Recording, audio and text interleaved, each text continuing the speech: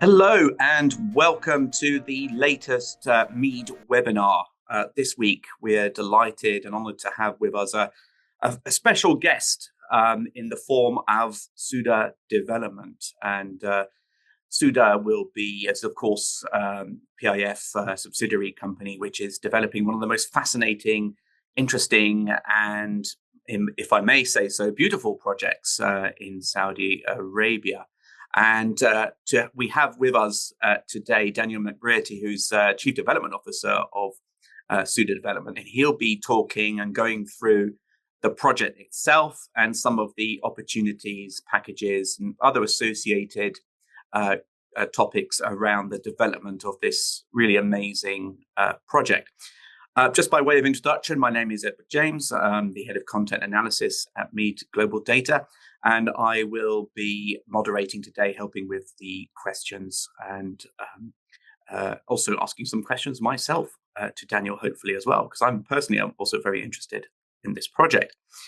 As you can see here from the agenda, we'll have the webinar presentation itself from Daniel, and then we'll be taking some questions. So as ever, if you have any questions, use the Q&A box in your Zoom menu bar. You should all be able to see it. And throughout the course of this presentation, please feel free to ask questions. And at the end of the presentation, Daniel will be more than happy to answer some of them. So don't be shy. Please ask as many questions as you want. Okay, that's enough for me. Now to look at the project itself. I'm going to hand over to Daniel McBrearty, who, as I said, is the Chief Development Officer at Soudah Development, and who will be giving this presentation. Daniel, over to you. Thank you, Ed. Thank you first to MEED and to Ed for hosting here today. Delighted to have the chance to talk about our little project and the chance to have all of you that are participating today on with us to see the interest that's here in our project, to have a chance to answer your questions, to give you insights into what it is that we're building, and to be able to provide you the access points so that we can continue the dialogue after this meeting. This project is a long-term project with a lot of components. And I'm really looking forward to giving you, those insights into what it is, how we're approaching it, and some of the finer details around what Soudah Development is doing. And I think one of the best ways to start with a project like this, in terms of an introduction, is to give sort of the media aspect, because it gives you a flavor for what Soudah Development is actually as a project, what our vision is. And as I'm sure you go through the video, you'll be picking out little components for each of you individually, saying, okay, that's something I need to take note of. But first, the media aspect, to understand what our project is. The folks at MEED have allowed us to do this, provide this short video. Above the clouds, set amidst a landscape of enchanted natural beauty, from the highest point in Saudi Arabia, a luxury mountain destination, an elevated haven 3,015 meters above the sea, offering abundant indulgence, adventure, and more. A vibrant mix of hotels, boutique retail shops, fine dining, and upscale residential communities set within a preserved cultural landscape. Golfers can indulge in the greens with breathtaking views. For thrilling experiences and adventure, surrounded by stunning views, a place to unleash your adventurous spirit or restore your tranquility. Removed from the action, amidst a lush plantation of juniper trees, are secluded luxury second homes. Wellness spa and yoga pavilion that will provide you with a place to replenish body and mind. Winding through heritage sites and natural terraces, a genuine escape from urban life, this preserved cultural landscape is filled with unexpected pleasures. From fine dining adventures at organic farms, to indulging yourself in tasting locally produced coffee and honey. Blending past, present, and the future. A unique opportunity to experience the region's authentic culture and heritage hidden gems. Within a natural park and overlooking Red Rock Mountain. A retreat for nature and wildlife lovers. Winding hiking paths, horse riding trails, and mountain biking, all immersed in unique hospitality and dining experiences that celebrates the preservation of this extraordinary landscape. A new, unparalleled destination above the clouds. Discover Soudah Peaks.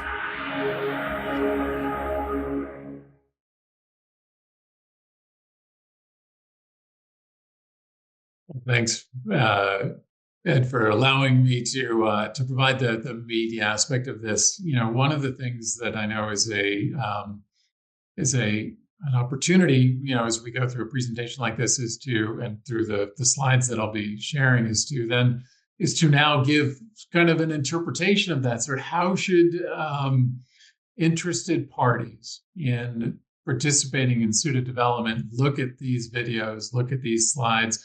And my goal today is to hopefully give some of those interpretive moments, like, you see this, that means this for us. I'll give an example. You know, we're set amongst these beautiful, beautiful juniper forests, which exist in the Soudah Peaks area. One of our major components of our project is going to be requiring contractors to really be careful about how they approach development, clear lines of delineation where construction stops and starts. So, you know, this is the kind of interpretation that I want to give and highlights I want to give to everyone as we have this discussion today, because I'm keen to have the interest from everyone's participation, but also to give an understanding of what Soudah Peaks is about and how we're approaching things. So, a little bit about us. You know, we are, as you saw, a luxury mountain destination that's being developed at the highest point in Saudi Arabia, 3,000 meters. And this presents, you know, a few challenges along the way when it comes to being at a high altitude, including some differential elements when it comes to things like the environment that we're working in. We're not working in the traditional hot environments of a lot of areas of Saudi Arabia. We're working in areas where we do get cold temperatures, we do get rain. This is an advantage for us because we don't have some of the same restrictions, but it's certainly something that all contractors who have worked in the area will be cognizant of, and will have to be monitoring as we go through construction. We do have these natural elements around us that we have to be aware of, so that we don't damage the environment as we construct. This is keen to preserving the natural beauty for future development, so that when we're done with this project, we have this amazing location for our guests to come. We do have sustainability requirements along the way, all the normal things that you would expect. But one of the key elements that I want to make sure that people see as they go through these slides with us today is that Soudah Peaks is really developing something that it should be understandable to everyone by the end of this presentation. Low-rise, residential, hospitality, 5-star finishes. These are the things that we're really focused on for creating this mountain destination. This isn't wild architecture. This isn't out of the ordinary architecture. There's a lot that I think the participants today will understand and know well. So jumping maybe to the next slide, a little bit about us as a project. We are a PIF project chaired by His Royal Highness the Crown Prince. We are led by Engineer Salah Al-Araini, who is our CEO, who has led us on this journey to date, bringing the project all the way up through its master plan approval. And just for those that understand this, we are in the middle of design for the project. So let's go ahead to the next slide.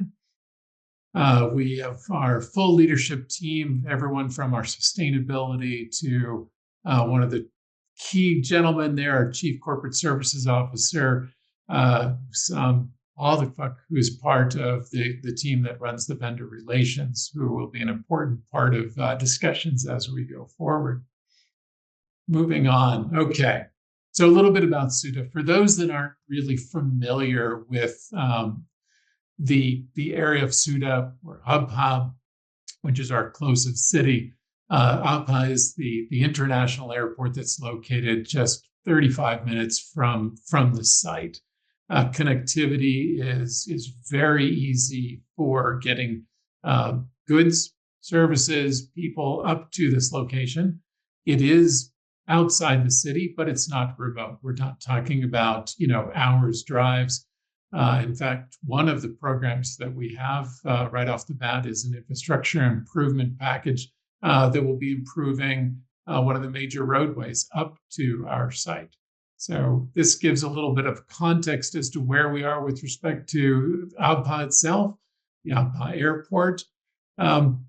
Our project covers a vast area. There's about 600 square kilometers that were set within, but our development zones are concentrated in these little bubbles within that. So we'll hit each of those as we go along here. So our vision, as I mentioned earlier, there's a setting that we are in, this natural environment. This is important for everyone that's interested in working with Soudah, not just to recognize what it is that we're looking to create, but also what we're trying to preserve. We'll have strict guidelines around what can and cannot be done on our construction sites. We'll be looking for use of sustainable materials. We'll be looking for sustainable infrastructure when it comes to things like how we develop our smart city. So there's a lot of opportunities surrounding how we build within a natural environment. Will also be opportunities when we look at how we fit within the cultural and heritage sites that we have around us in terms of how we replicate the architecture of the area, how we develop using local stone. So this will be an important part as we develop the designs. This will be something we look for constructability input on from our partners as we move forward, and how we sit within these cultural landscapes. These are hilly areas, mountainous areas where we have to look at cut and fill. So we will be looking at earthworks along the way, the potential for some blasting depending on the rocks that we encounter, and the ease or not ease of working within those. In terms of level of finish, a luxury mountain destination, working through all the elements that are required for that, along with creating this vibrant environment. Yeah, we can jump to the next page. So our master plan, where are we looking to construct? We have zones within our master plan. This is just to give a sense of the scope and scale. We're not as big as a giga project. All in, over 3 phases extending out to 2033, 2034. We are developing a large-scale project. What I wanted to show you here is our phase 1, which is the work that we're currently in design on, and that we'll be going out to bid for packages on. There's just over 1,000 hospitality keys, 400 units of homes, 20,000 square meters of retail. That's the leasable area, so a little bit more on the building area. We have apartments and staff accommodations and attractions we're building. And so you get a sense of the overall space here, just over 600,000 square meters of GFA. So quite a bit of work to do, but in areas low rise, residential, retail, hospitality, things that all are understandable. You jump to the next one. You can start to see a little bit about how we look at this development in terms of those natural environments that we sit within, some of the metrics we look at when it comes to maintaining the area that we sit within and the strict restrictions that we're going to have. But this also plays into the infrastructure that we're going to build. So as you look at this and see this presentation, and as you think about the components of the project and where you believe you can add value and in participation, we want you to keep these elements in mind. It's not just about concrete and steel. It's about creating these spaces and about how we're fitting into the natural environment that we're building. Let's go to the next slide. This is where we start to see some of the meat of the construction aspects of things. We have a number of work packages that we have up and coming. Some are larger than others. These range from a couple 100 million SAR all the way up to over 1 billion SAR. So the importance of this is to recognize that we are looking for a range of capabilities. We're looking for those that can focus in, work within an environment on a couple 100 million SAR package that's focused. We are looking for infrastructure specifically, along the lines of the high voltage network. We're looking for entities that can work with us and SEC for a design build package, as an example, for a high voltage network, along with packages that are focused on hospitality specifically. So there'll be opportunities for those that have specialties to be able to participate along the way, whether it's through participation in a package by a large contractor or within something that's specific as high voltage. There are also components of our attractions that we're looking at that we're separating out from those that are specialty designs. These are things like mountain coasters and sky bridges that are really specialty construction that we look to those experts to be able to support us in design build environments rather than just built environments. And then along with that come early works packages coming up even as early as the end of this year, looking at how we can look at earthworks and some early programs setting up for these packages that, as you can see, most of which will float on the early side of next year. So let's jump on. So this gives a little bit of sense of that overall picture I talked about. And I think the importance of this is that although there's phase one that we're talking about today, we're talking about infrastructure for those that are on the call that I would like to think can be long-term infrastructure. As you think about setting up an office in a location, or you think about supplying labor to the Soudah area, to the Abha region, to the Asir region, it's important to note the long-term plans that are there just for Soudah, never mind the Asir region as a whole. We've got 2,800 hospitality keys and over 50,000 square meters of retail that we'll be developing over the long term. And like I said before, this extends out till past 2033 in terms of our overall vision for the long-term development of Soudah Peaks. So when thinking about this, this isn't a moment in time. This is a long-term development project that we look forward to continuous participation in. I think there's a lot of lessons learned that can be gained, that can be carried forward and give I think participants an advantage when it comes to the next wave of work that will come soon after the heels of our phase one development. So a little bit of that picture for you as you look ahead. So keeping a little bit of focus on how we're approaching this, Soudah has worked very hard the last several years working on what it is that we're building and being able to describe it succinctly to those participants like yourselves, whether it be to our architects to say, this is how we're developing, or to the participants who are saying, okay, well, I'm a specialty in curtain walls, or I have a specialty in rock work. What is it that you're trying to achieve? We have a strict architectural guidelines that'll be implemented across the entire development project. And the beauty of this is that there's a lot of things that get replicated. There's a lot of things. This is where I get into that interpretation. You saw this marketing video that talks about Soudah Peaks. This is where I get to explain how this hopefully fits into each of your worlds. When it comes to the facades on our buildings, we have to make sure that there's consistency amongst the various contractor packages to make sure that we have a consistent look and feel across each of these packages. So we are looking to make sure that we have that expertise brought in and we have good guidelines to say, this is how it must be done. So we're looking to make sure that there's good informed information and packages out there so that when it comes time to bid, there's the ease of understanding what it is that Soudah wants. We want to be very informative and very prescriptive when it comes to our goals. So we have this approved architectural design range that we give to each of our architects, and then even down to the level of detail of how a facade should look. Let's go on to the next slide to give some more perspective on Soudah.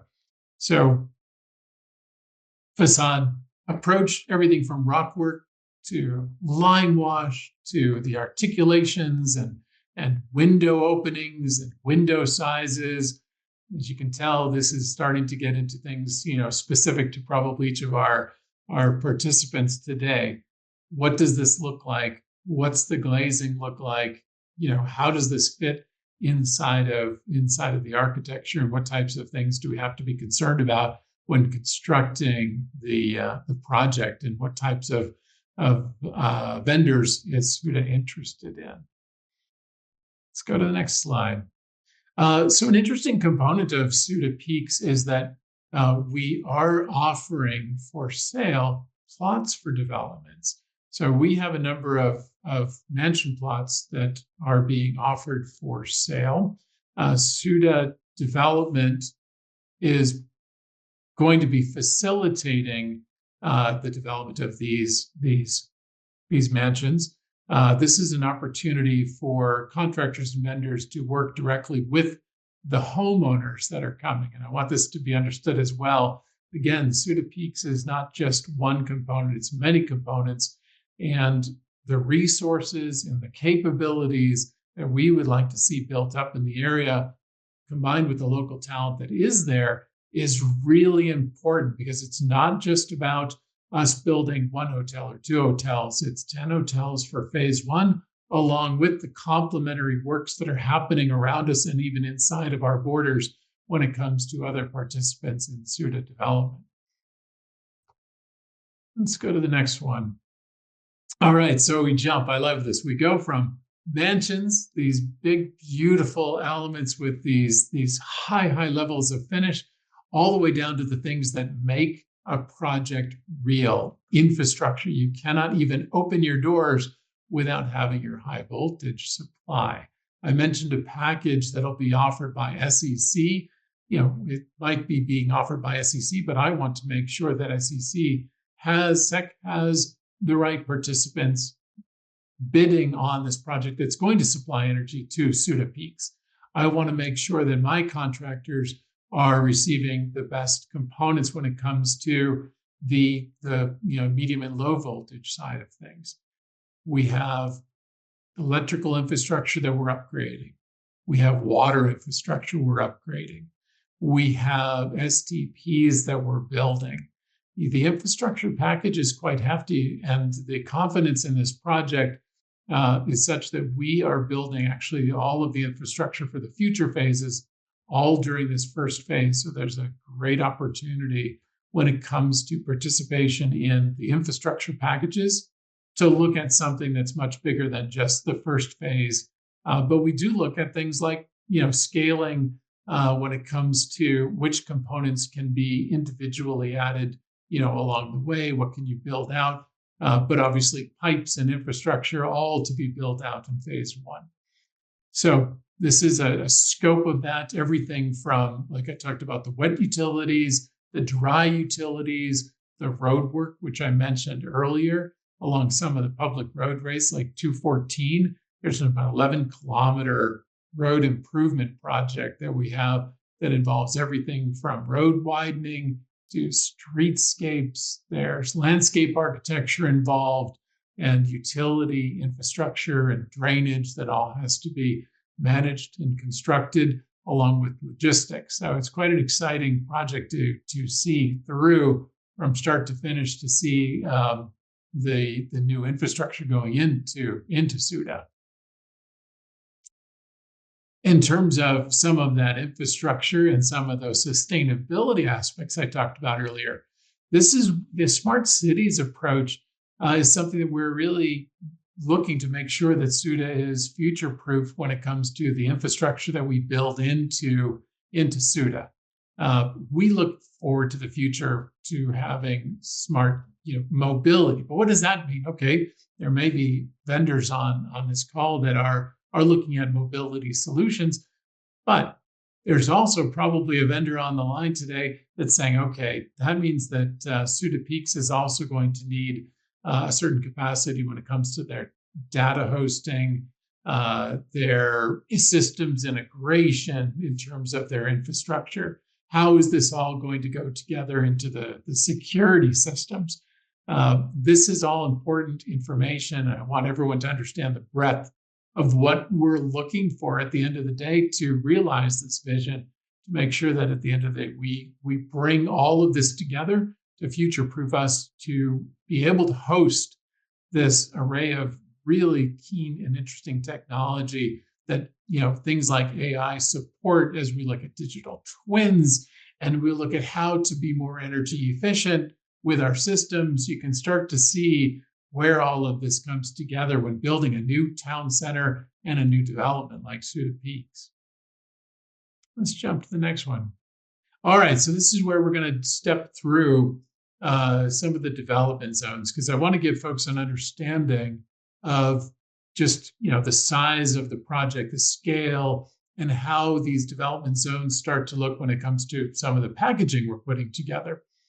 What we tried to do is look at these zones from a physical space perspective as well as a specialty perspective. Talal, for instance, is a zone that really encompasses sort of a bit of everything that Soudah Peaks has. It's also probably one of the more complex development zones within Soudah Peaks because it involves some subsurface work when it comes to parking. It involves, so there's underground work, there's rock work, there's work related to stacking of both infrastructure, parking, and then mixed use. So we look at this as being part of one of the larger packages that we'll be going out to the market with. If we go to the next slide, you can start to get a sense of this. It involves the town center. It involves hospitality. It involves working within some of the heritage sites that we have. It involves residential communities. So as we look at an area like Talal, you can even go to the next slide where we have a bit of an image that shows how many components there are to this.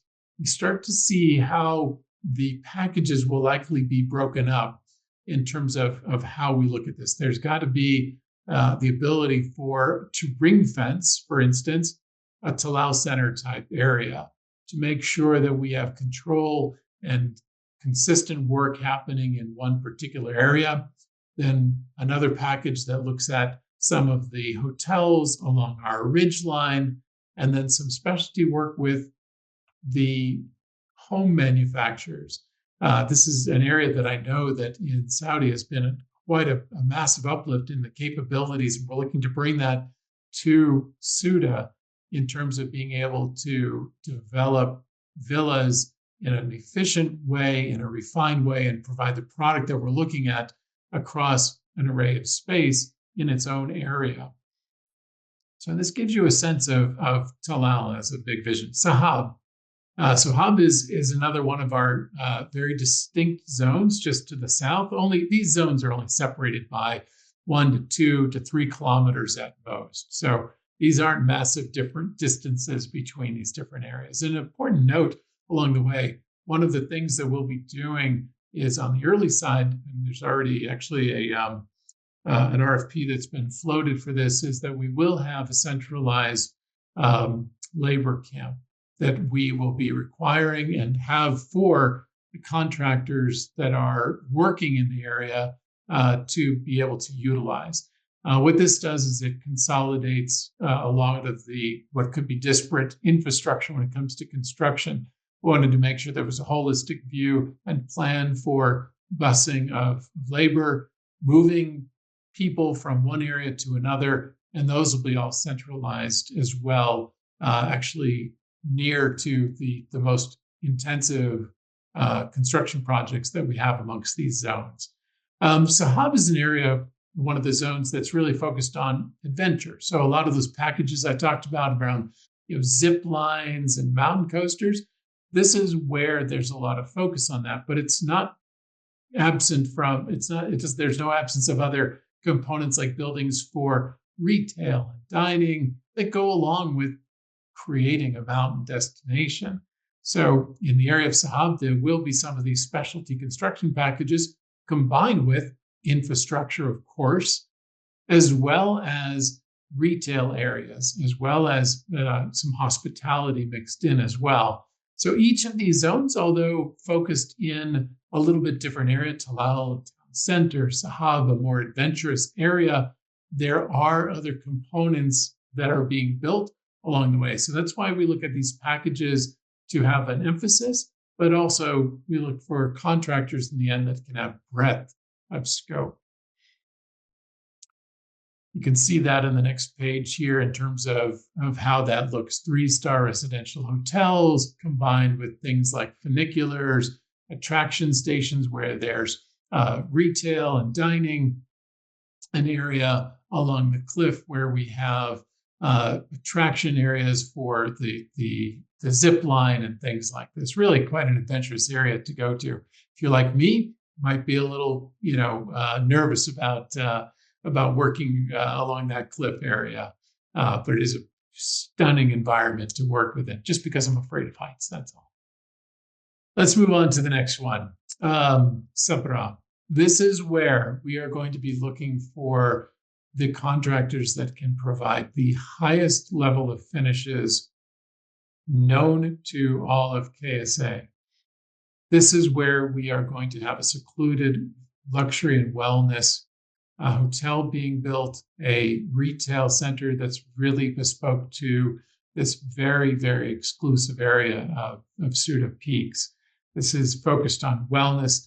It's focused on a very private area, and we're looking forward to hosting a contractor here that can understand the highest level of stonework, woodwork, and quality finishes that fit this high level of luxury that will be achieved in the Sabra zone. This is, like I said, something that each zone and each contractor that we hire, we're going to be looking for those specialties along the way that really elevate each to this thing that they are being asked to build. Let's jump to one of our next spots here. Yeah, this gives a sense of scale here. This is really about, for Sabra, this is our luxury and wellness area with mansions that are second homes, along with this 5-star plus luxury wellness experience that we're going to be offering our guests. So we read into that level of finish, care, environment, restoration of the environment to make sure that it's all in keeping at the end of the day with an area that's fit for purpose. Let's go to the next one. Rijal. Rijal is one of our zones. In fact, in phase 1, it's our only zone that we're developing down into the valley. It's a bit separated. So on the screen, you can see it. It's in blue there. This is our one spot that's not being developed on the plateau. If you go to the next slide, you can see that Rijal is, today, it's an historic village. We're going to be developing in a culturally sensitive area. We're going to have to be very careful with the stonework that we're doing with our facades. That encompasses not only a very bespoke process when it comes to looking at the architecture, but also how we craft, how we work in a very tight valley, how we work inside of an ecosystem that is an historic village. So this is an opportunity for a contractor to work with us on not only building infrastructure like some parking areas and some infrastructure that will allow guests to everything from wayfinding to public spaces, but for hospitality to build something that's in kind and keeping with this historic architecture that's right across the street, right next door. It's a really beautiful spot. and one that we look forward to hosting visitors at the end of 2028 too. Let's go to the next one. This is a bit of that vision, and the picture here depicts a combination of what's historic today and existing today, along with the plazas and the hotels that we're going to be building, along with things like parking structures to make sure that we can host the visitors in the future in a way that brings them into this area and has them walking around this beautiful space that they'll be experiencing and going through these levels of finishes that I just talked about. Jumping back up to the plateau, we're in an area called Red Rock. Red Rock is an area that is centered around the national park, one of the national parks that we have within our 600 square kilometers that makes up Soudah Peaks. If we jump to the next slide, you can start to see how open and spatial this is. This is an area that'll host glamping.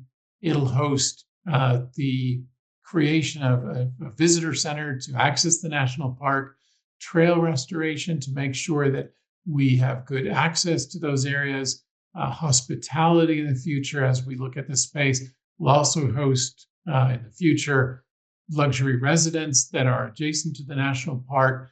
So what you read here is things like, we want to make sure that we're protecting the environment that exists today. Soudah Development has undergone a massive project to plant over 1 million trees. I think we're up to over 200,000 that have been planted to date. We are looking to make sure that we preserve this green area around us. And that can't be disturbed as we construct. We have to make sure our limits of construction are very strict and that we don't create dust that damages the plants that are surrounding development sites. So everything from the limits of construction to the way we construct are going to be strictly monitored, strictly maintained. So if you're a contractor that is used to working inside these kinds of environments where the utmost care has to be taken to preserve everything around you, this is a project that should be calling out to you, where your specialty will be valued in terms of being able to preserve those areas and with the protocols in place that go beyond even what Soudah may prescribe. We want to make sure that you're looking around for your surroundings so that our phase 2 developments can be as beautiful as the area is today. So a little bit about that kind of open space, future residential communities, future glamping. We do have areas like some horse stables for horseback riding, the National Park visitor experience that we'll be developing during our first phase of development, hiking trails through the national park. So really quite a beautiful spot to be working. Not as much in phase 1, but in future phases as we continue the development of Soudah Peaks. Okay. So this is where we talk about the fun stuff, right? This is where we get into, okay, how can you participate in this process?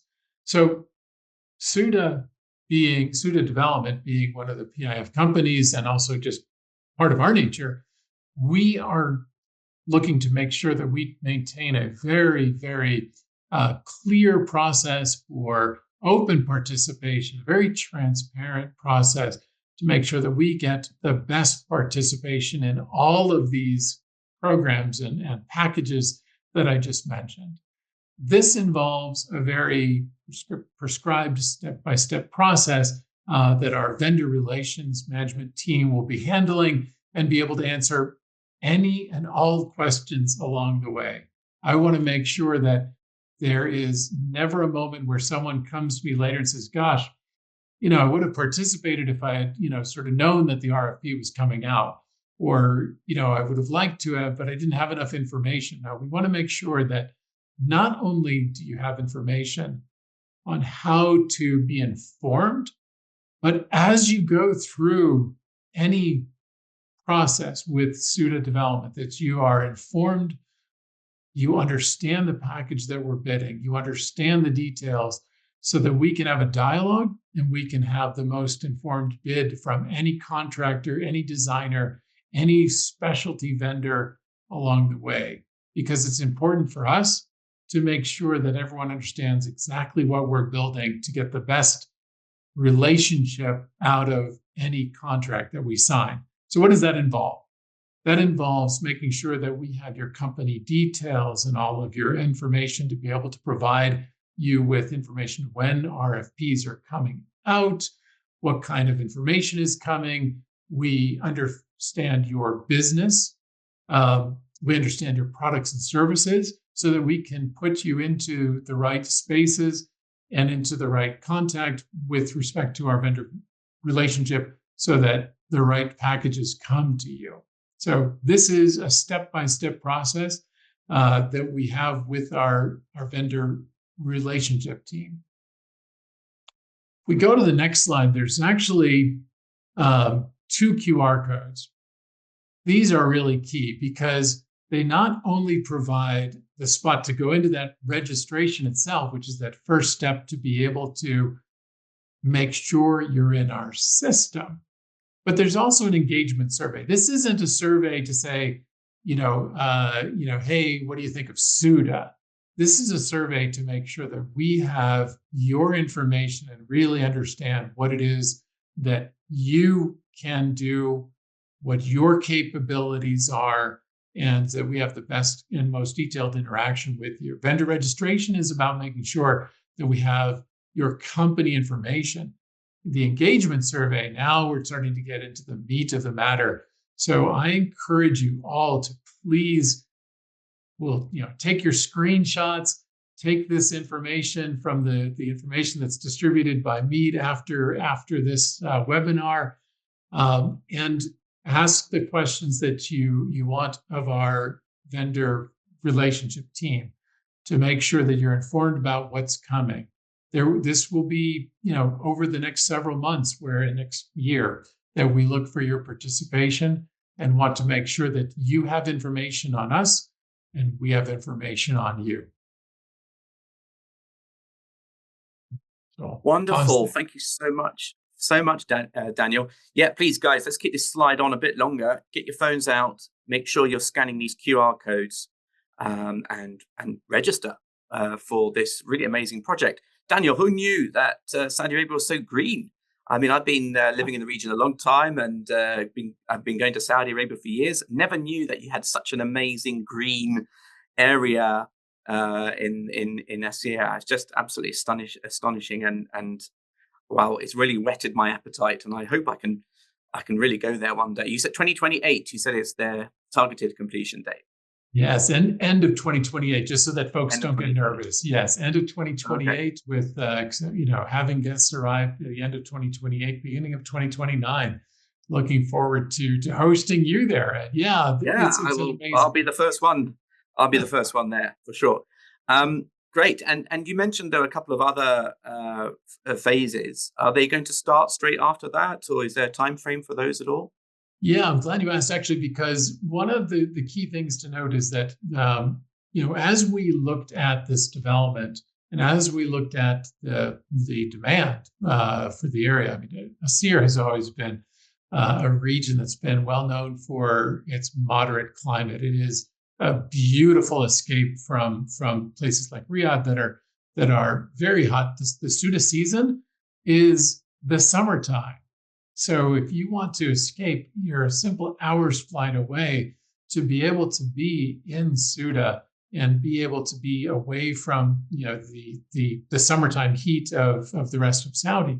It's always been known for this, and that's what actually gives it, obviously that green and lush environment.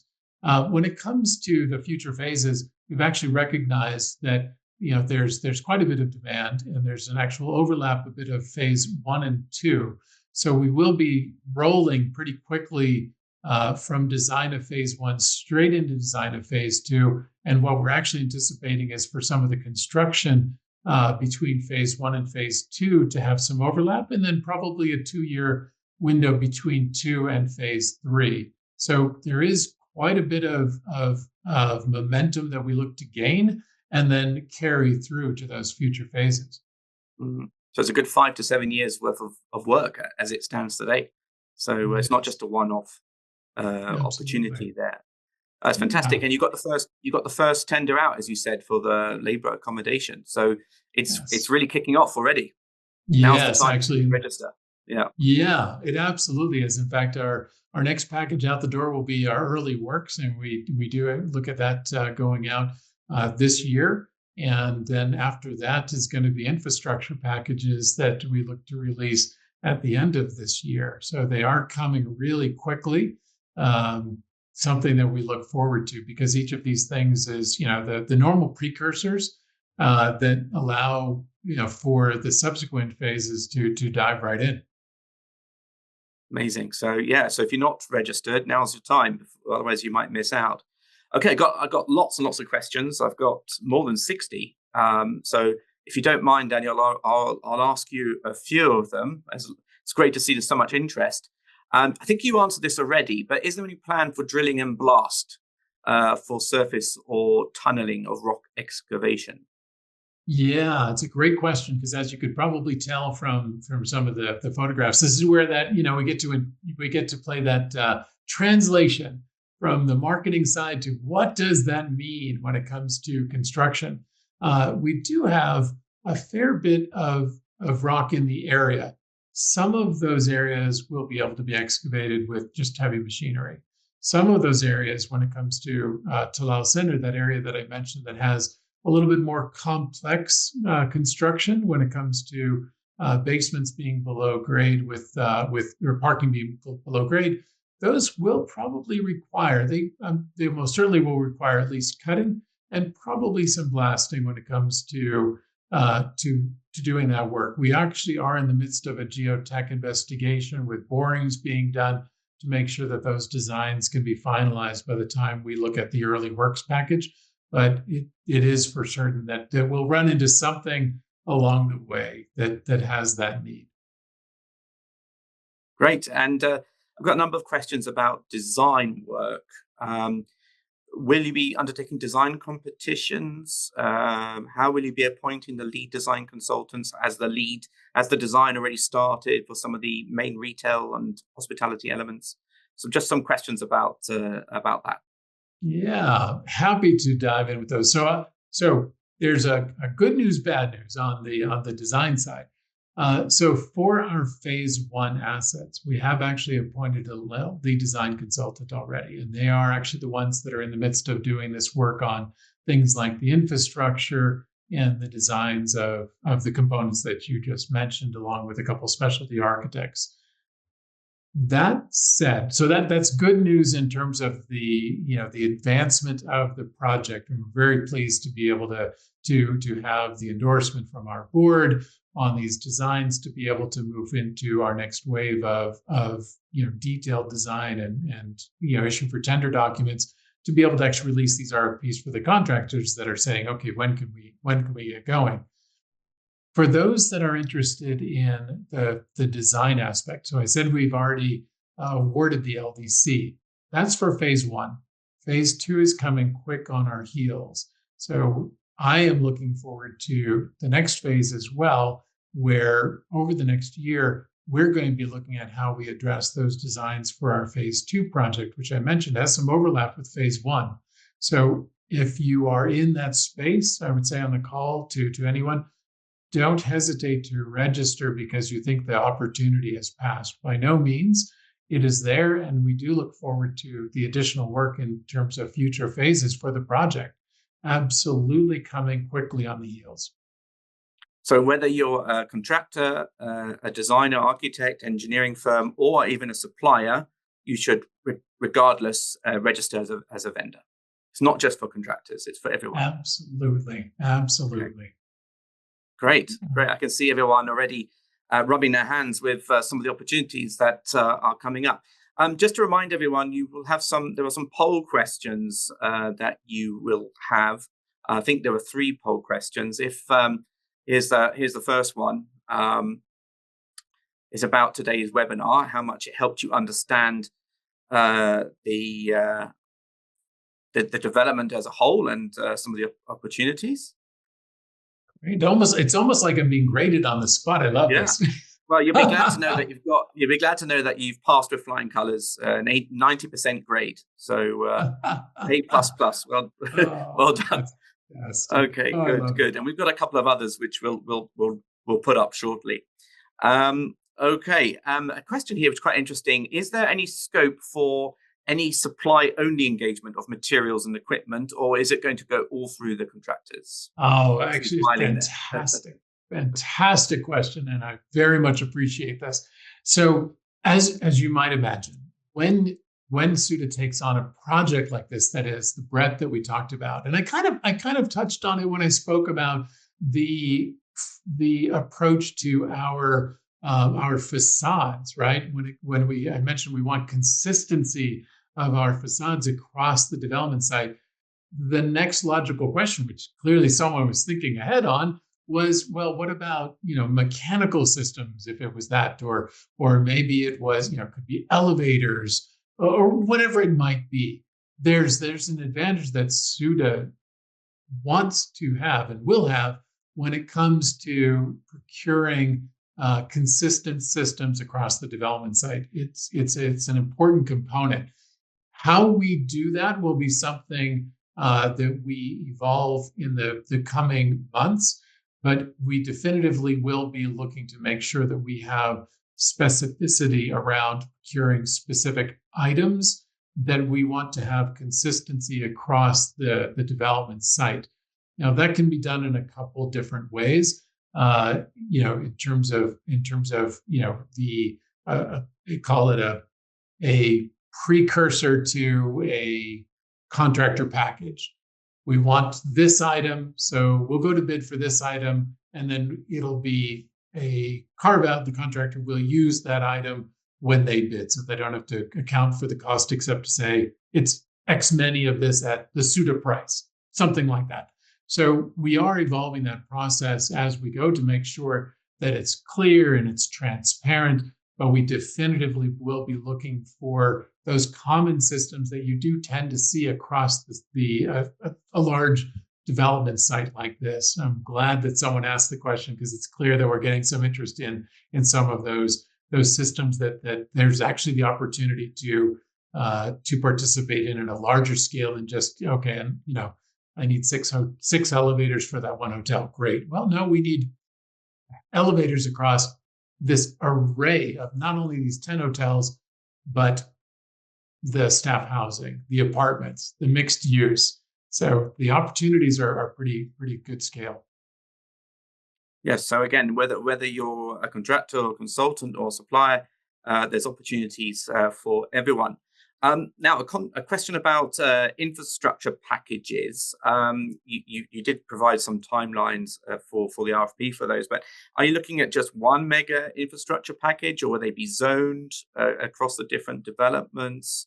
And likewise for the work orders and so on, is it going to be multiple contractors or just one? Could you just expand on that, please? Yeah, happy to. I think the first way that we started to break this down, is probably a helpful starting point. There are certain components of the project that I mentioned that we're actually not going to be putting out to RFP, but it's to my benefit to mention that the RFPs are coming. For instance, for the high voltage network that will be built by SEC. SEC is sort of the primary entity that builds and in the end actually owns the high voltage network in the area, as probably most are aware. Although that won't be tendered by Soudah, I want to make sure and encourage everyone that's involved in that industry to be in contact with SEC to make sure that they're on the bidder list for SEC. Because it is a massive package when it comes to the work that we're doing, because we are doing the electrical high voltage network for the long term. It's a really actually exciting component for anybody that's in the industry, whether it comes to cabling or transformers. This is a meaty package that will be coming out. So that's broken out. In fact, broken out beyond us. The next component that we looked at is probably what I would call a primary infrastructure package that looks across multiple zones. We look at it this way because there are, in fact, components of our development, like STPs, that cover multiple zones. So we didn't want to break this up into bite-sized chunks where you would see scope that could potentially overlap. It will likely be, the way it's been designed today, a larger package that goes out, the first of which would go out at the end of this year. There might be some tack-on packages related to things that we realize we need to pull out, but it probably will be one major package on the infrastructure side, and a second one on the roadway infrastructure side. These may end up being two packages just because of the specialties that relate to road work. So large chunks covering multiple zones, yes, and then maybe some specialty, when it comes to those being broken out. Thanks, Daniel McBready. I've got we've got now more than 100 questions, so we'll do our best to answer them. And we've recorded those questions, so I'm sure we'll be able to get back to you later if we can't answer them all today. Question here about the sort of registration procurement process. How long typically does the registration process take in terms of from the submission of documents to the sort of shortlisting or categorization of the various different companies? And then related to that, I guess, is do you send the RFP automatically to the relevant companies in each category, or is there an EOI or PQ process separately in advance of any RFP? Great set of questions. So in terms of the process, in terms of vendor relationship and management, if everything is submitted, without any questions or something like that, or any additional needs for information, and by the way, that doesn't mean someone missed something. That could just be seeking additional information around the specialties to make sure that a vendor is put into the right categories, right? We want to make sure that if somebody submits, that we get them all the RFPs or the PQQs, which I'll dive into in a second, for all of the interested scopes that they have. Sometimes that can take a few weeks to make sure that we've categorized a contractor or a supplier in the right way. So it's not a long process, depending on the volume of incoming suppliers or vendors. It might take a little bit longer, especially after a meeting like this, where we look forward to having everyone that's on the call today being able to submit. It might take a few minutes more for our team to get back to everyone to make sure that they're categorized correctly. But in the end, this is a few weeks process, not months process, because we want to make sure everyone's in the system.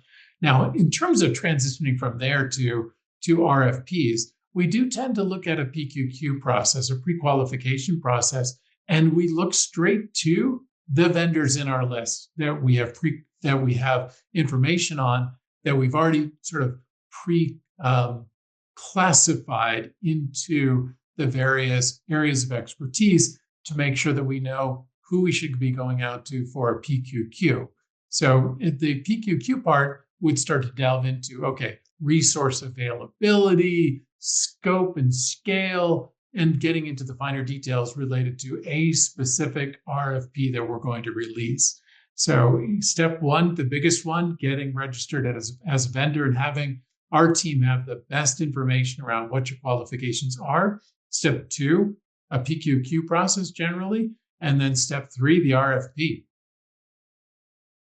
Well, I hope your procurement team are ready, because they're going to get a lot of registrations after this webinar, I'm sure, in the next few weeks. Now, you mentioned sustainability is of the utmost importance for this project, and rightfully so, in such a beautiful area. Are you looking at any sort of LEED benchmarking, any LEED sort of standards on buildings, generally speaking? Yeah, so it's a great question. So there's lots of different components of sustainability, as you know. There's the things like, how are you going to design your buildings? Is it LEED or is it Mossadam? What are the components that you're looking to make sure you qualify for and use as your benchmark? To date, we've used the Mossadam as just a choice of which program that we look at participating in. But then beyond that, it really does come down to preservation. Like one of the big points around contractors is looking to make sure that we don't disturb any more area than we need to. Now, this doesn't come necessarily down to a certification process. This just comes down to the end environment that we are looking to maintain. So really clear delineations of work, really good dust control measures, really good trash control measures, really good making disposal of materials and tracking of material disposals, and making sure that our hazardous waste is both stored correctly, and if heavens forbid there is a spill, that it's taken care of properly, because accidents do happen.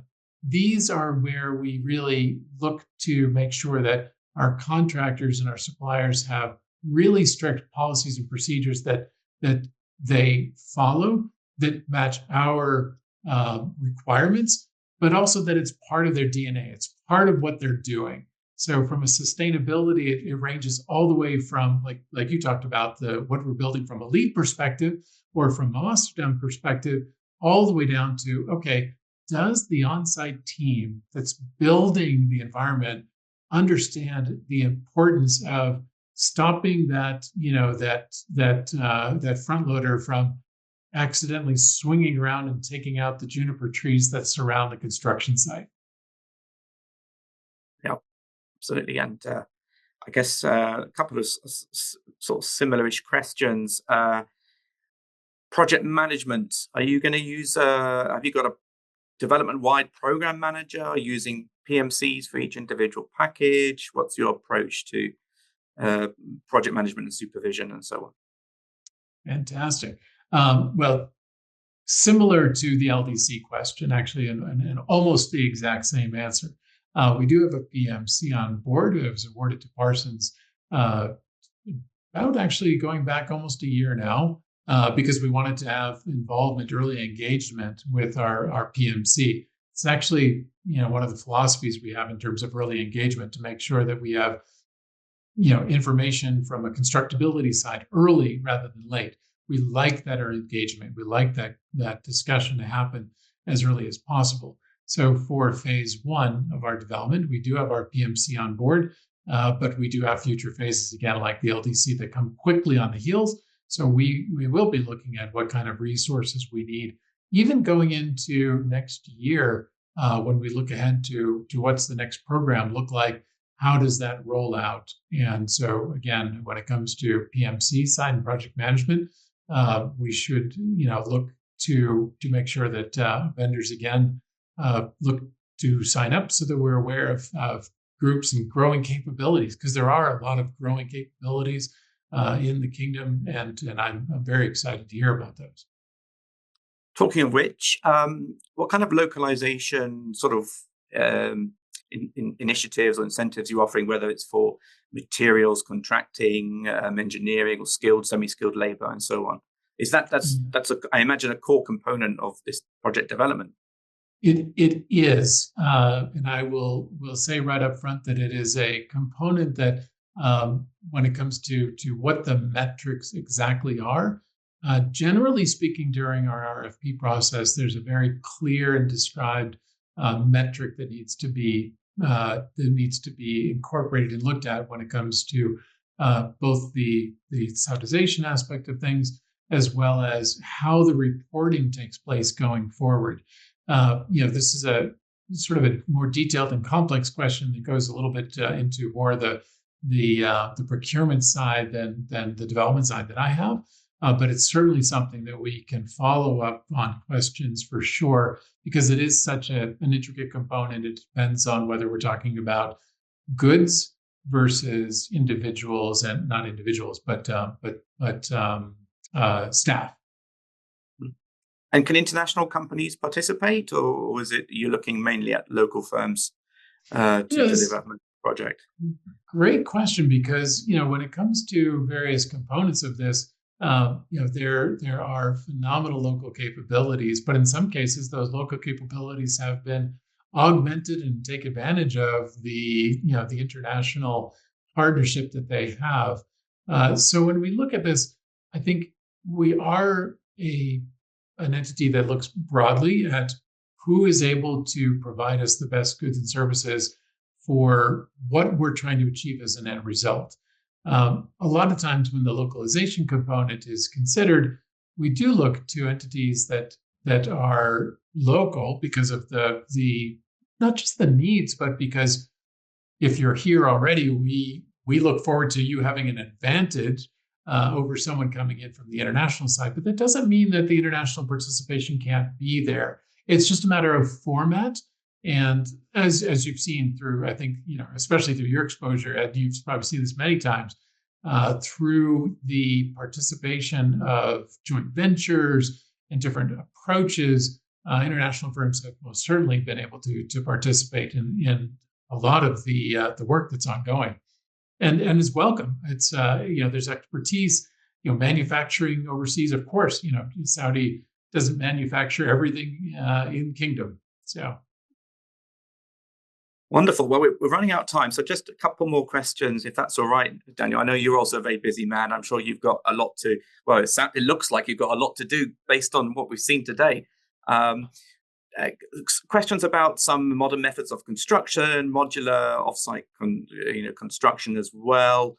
I guess associated with that, the use of BIM and others, construction technologies. What's your position or approach on that? Yeah, fantastic. Because this is one of the things that actually starts on the early side when it comes to how we develop the designs. It then looks to how we take it into construction, and then it looks ahead to how we incorporate it into the future in terms of smart cities and digital twin usage when it comes to those long-reaching sustainability and operational components.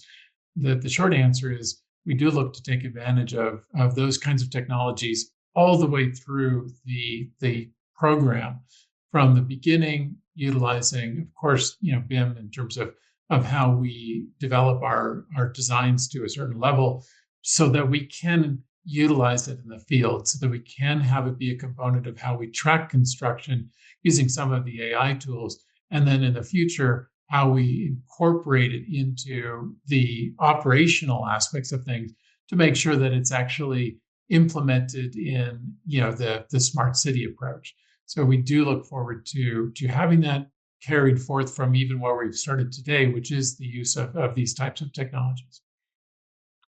Well, we got so many questions, and I really don't think, unfortunately, that they're all brilliant questions as well. And I've really struggled to pick some out to ask you. So many, but all of these questions have been recorded. We've got them. We've got whoever submitted them, so we will be able to hopefully find time to get back to them. So I'm going to ask you now the last question, which is about water and water delivery for the project. How is it going to be connected to water? I know you've got some STPs, obviously, but what's the plan for delivery of water to the project during the construction phase? Oh, a great question. So this comes actually under the first infrastructure package that we'll be releasing. So as you saw from the photographs, this is a very unique area of Saudi Arabia. It's not the same type of area that gets all of its water through pipelines from far away. MEWA is the entity in the area that provides water today to the region. We'll be continuing to work with NWC on the water delivery and incorporation into their system because that's the regulated aspect of it. In terms of our RFP, it will cover the locations and the connection points which are in the immediate vicinity of the project. So we're not talking about something that's, building 100 kilometers of new pipelines to get to just a connection point. We're very fortunate that we're in the area we're in, that there is established utility connection points for us. We may need to upgrade all throughout our development area, which we will do, but it's not starting from scratch. So we're at a very advantageous spot when it comes to the realities and, frankly, the feasibility of the project of this size, this scale, to being able to tap into those existing resources. And just one, I noticed a lot of people are just asking this. I will just ask this quickly. It's an easy question, I imagine. If you've already registered, do you need to register again? Nope, you absolutely do not. And I am much appreciative of that question, because I want to make sure that we have everyone in the system. If you've already registered with us, you are in. This is not a reopening. This is just wanting to make sure we have all participants. Yeah, and if we could just show that QR code again at the end of the presentation for people to register, I think that would be great. And while we're getting there we are. That's what you need. Get your phones out, scan it. It's also on your website, I imagine, Daniel. Yes, the link. absolutely. So go to the Soudah Development website. You'll have the opportunity to register there as well. And that's absolutely amazing. What a fascinating project. I'm really quite jealous, Daniel. It's an amazing part of the world, and quite an amazing project as well. So we wish you all the best on that, with procurement starting, already started. We wish you all the best of luck in delivering this really fantastic, amazing project. So on that note, thank you very much for giving up the time today and to deliver this presentation. It's been so useful, very insightful. I can see a lot of complimentary comments from everyone attending today, more than 600 people, companies in attendance. So we all found it extremely valuable. So thank you again, Daniel McGrady, Chief Development Officer at Soudah Development. And we look forward to watching the progress on the project over the next few years. Thank you, Daniel, and thank you all for attending today. And until the next webinar, goodbye. Thank you all. Thank you for participating. Bye-bye.